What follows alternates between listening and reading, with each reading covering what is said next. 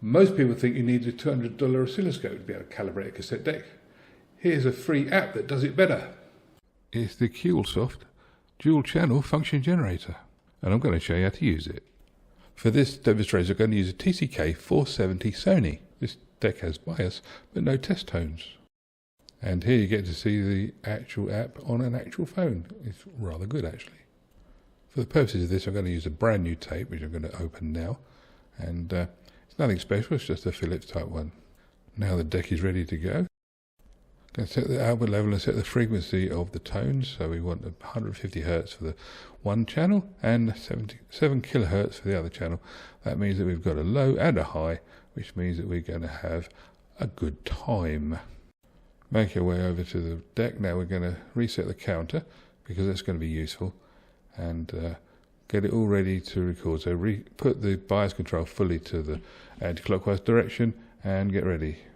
This picture's for illustration, but what I'm going to do is I'm going to turn the knob a little bit, so about, well, it's going to be like 8 o'clock, 10 o'clock, 12 o'clock, 2 o'clock, 4 o'clock, and then I'll know exactly where it is for the replay. So we set it up to record in the pause mode, and then we get ready to let it go. Start it off. Keeping an eye on the counter, we turn it, so we turn it a little bit, so it's first position, then we're going to go for the second position, then we're going to go for the third position, then we're going to go for the fourth position, and finally the fifth position. And then push stop. Now we just rewind it to the beginning, and you can see there it's 0, and then watch the display. As it's playing, you can see there it's, oh, there's the first position, then there's the second position because something moved, and we were keeping an eye on the counter so we know where the numbers are, and then the third position, so the third position it's going high on the top, so the other position was the best one to go for, so we'll stop there, and that's where we'll go for.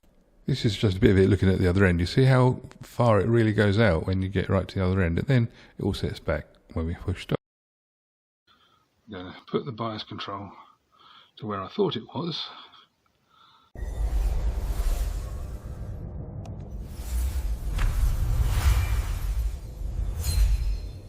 Right, I've got the input set again. Going to reset the counter. Hit record.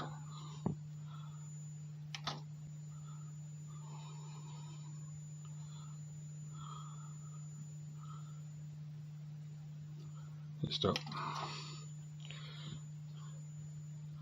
Rewind.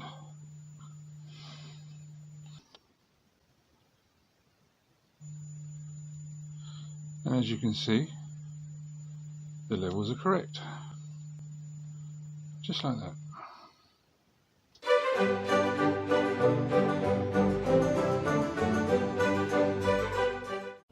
There you go, that's the way to do it, and I hope you got something out of that. Sorry about the camera work being quite so shaky, but the end results, I think you'll agree, they were absolutely stunning, so they were well worth persevering with. Anyway, thank you very much for watching. If you've got any questions, please put them in the comments. If you've got an experience, then put that in the comments. I'd love to hear from you, and yeah, I'll see you next time. Bye bye.